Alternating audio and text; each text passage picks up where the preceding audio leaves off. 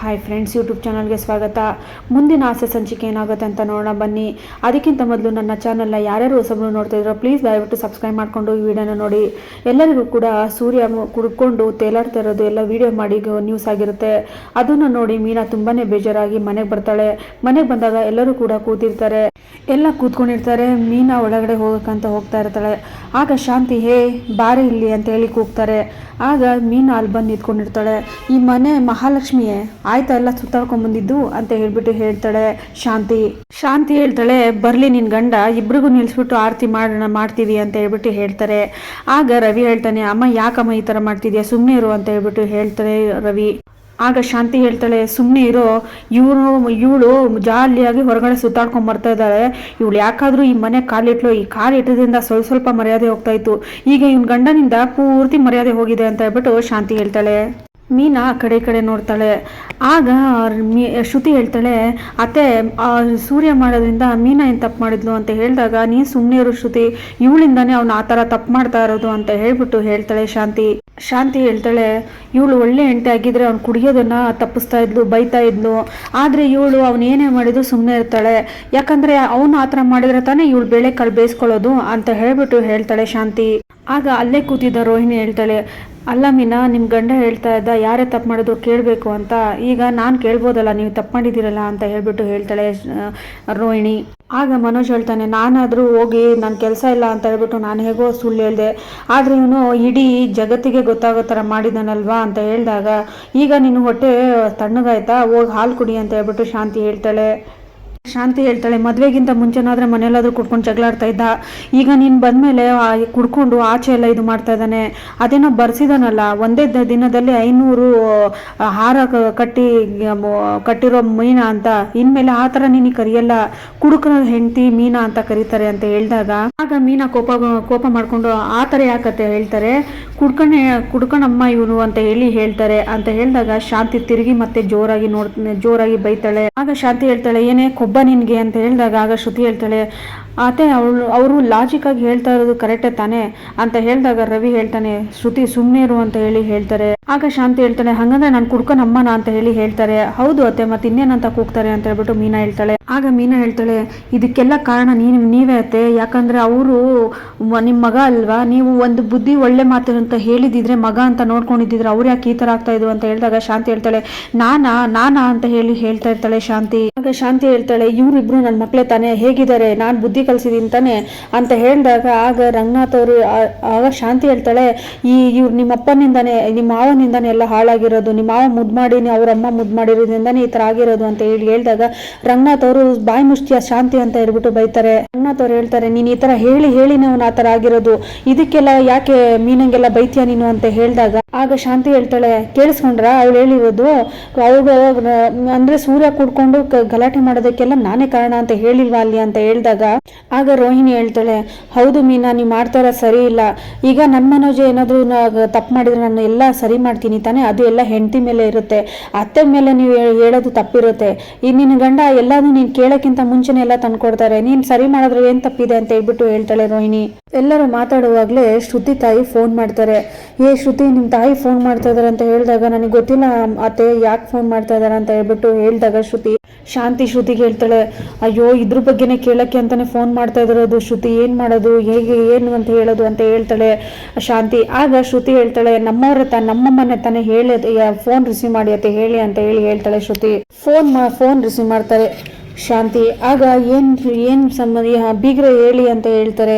ಅಲ್ಲ ಬೀಗ್ರೆ, ಇಷ್ಟು ದಿನ ಅಲ್ಲಿ ಚೌಟ್ರಿಯಲ್ಲಿ ಬಂದ್ಬಿಟ್ಟು ಅವಮಾನ ಮಾಡಿದ್ರಿ, ಈಗ ನಿಮ್ಮ ಮಗನಿಂದ ಈಗ ಅವಮಾನ ಆಗ್ತಾ ಇದೆ, ಎಲ್ಲರೂ ಕೂಡ ನಮ್ಮ ಯಜಮಾನ್ರಿಗೆ ಕೇಳ್ತಾ ಇದ್ದಾರೆ, ನಿಮ್ಮ ಅಳಿಯ ಈ ಥರ ಮಾಡ್ತಾ ಇದ್ದಾರೆ, ಈ ಥರ ಮಾಡ್ತಾ ಇದ್ದಾರೆ ಅಂತ ಹೇಳ್ಬಿಟ್ಟು ಎಲ್ಲರೂ ಕೇಳ್ತಾ ಇದ್ದಾರೆ, ನಾವೇನು ಮಾಡೋದು ಬೀಗ್ರೆ, ಈ ಥರ ಅವಮಾನ ಮಾಡಿದರೆ ಹೇಗೆ ಅಂತ ಹೇಳ್ಬಿಟ್ಟು ಅಲ್ಲಿ ಶೀಲಾ ಕೇಳ್ತಾಳೆ.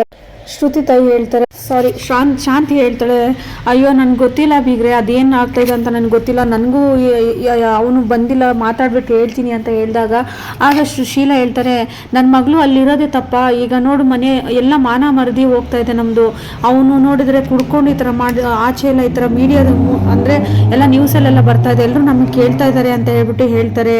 ಆಗ ಶ್ರುತಿ ಇಸ್ಕೊಂಡು ಅಮ್ಮ ಇಷ್ಟು ದಿನ ಆಗಿದ್ದೆ ಸಾಲ್ದ, ಈಗ ಮತ್ತೆ ನಮ್ಮ ಅತ್ತೆಗೆ ಏನು ಕೇಳ್ತಾ ಇದೆಯಾ, ಅವ್ರೇನಾದ್ರು ಕುಡ್ಕೊಂಬಂದು ಮಾಡಿದ್ರೆ ಅವ್ರಿಗೆ ಕೇಳೋಕ್ಕೆ ನೀನು ಇಡಮ್ಮ ಫೋನು ಅಂತ ಹೇಳ್ಬಿಟ್ಟು ಶ್ರುತಿ ಇಡ್ತಾಳೆ.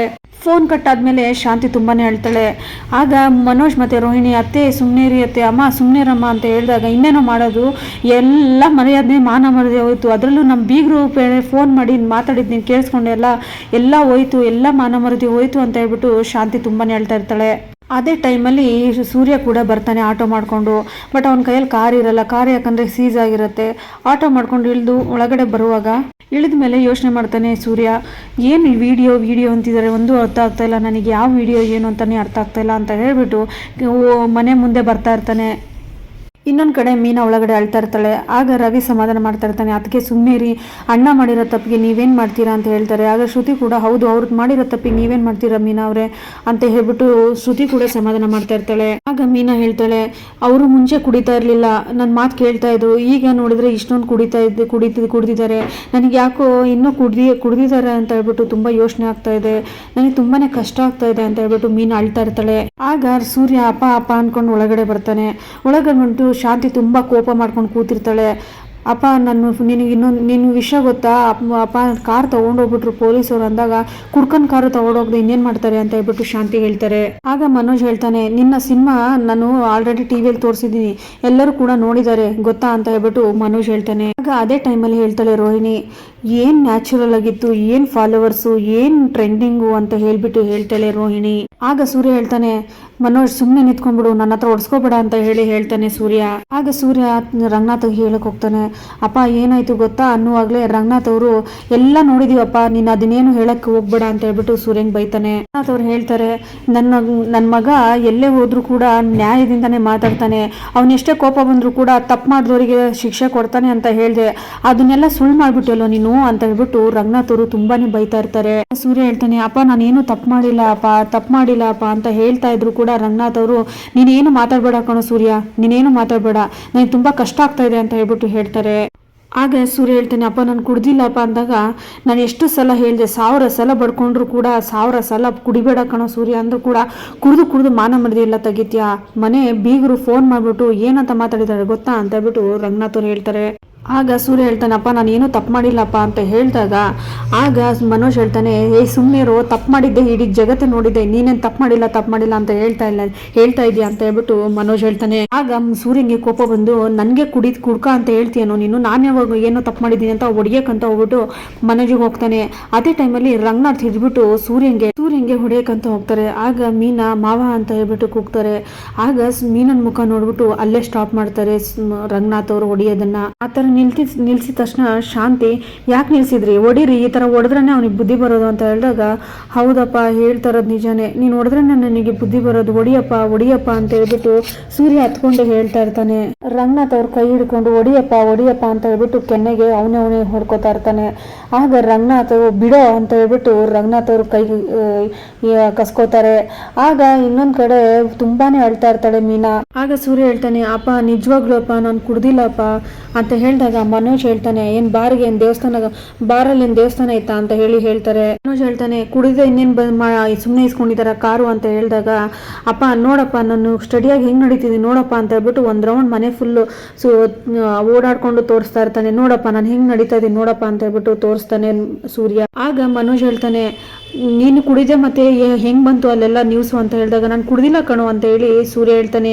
ಆಗ ಪಕ್ಕದಲ್ಲಿ ನಿಂತಿದ್ದ ರವಿ ಕೂಡ, ಮನೋಜ್ ಸ್ಮೆಲ್ಲು ಕೂಡ ಬರ್ತಾ ಇಲ್ಲ ಕಣೋ ಅಂತ ಹೇಳಿ ರವಿ ಕೂಡ ಹೇಳ್ತಾನೆ. ಆಗ ಮನೋಜ್ ಹೇಳ್ತಾನೆ, ಎಲ್ಲ ಡ್ರಿಂಕ್ಸು ಕೂಡ ಸ್ಮೆಲ್ ಬರಲ್ಲ ಕಣೋ, ಯಾವುದೋ ಒಂದು ಡ್ರಿಂಕ್ಸು ಸ್ಮೆಲ್ ಬರಲ್ಲ, ಯಾವುದೋ ಒಂದು ಸ್ಮೆಲ್ ಬರುತ್ತೆ, ಇವನು ಕುಡಿದ್ಮೇಲೆ ಏನೋ ತಿಂದಿದ್ದಾನೆ ಸ್ಮೆಲ್ ಬರದೇ ಇರೋ ಥರ ಅಂತ ಹೇಳ್ಬಿಟ್ಟು ಹೇಳ್ತಾನೆ ಮನೋಜ್ ಕುಡಿದನ ಮತ್ತೆ ಪೊಲೀಸರು ಇದು ಗಾಡಿ ಸೀಸ್ ಮಾಡಿದ್ರ ಅಂತ ಹೇಳ್ತಾನೆ. ಟೈಮಲ್ಲಿ ಶ್ರುತಿ ಹೇಳ್ತಾಳೆ, ಅಲ್ಲ ಸೂರ್ಯ ಅವರೇ, ಈ ಥರ ಕುಡ್ಕೊಂಡು ಡ್ರಿಂಕ್ಸ್ ಮಾಡಿಕೊಂಡು ನೀವು ಗಾಡಿ ಬಿಟ್ಟರೆ ಬೇರೆಯವರಿಗೆಲ್ಲ ತೊಂದರೆ ಆಗಲ್ವಾ ಅಂತ ಹೇಳಿ ಶ್ರುತಿ ಹೇಳ್ತಾಳೆ.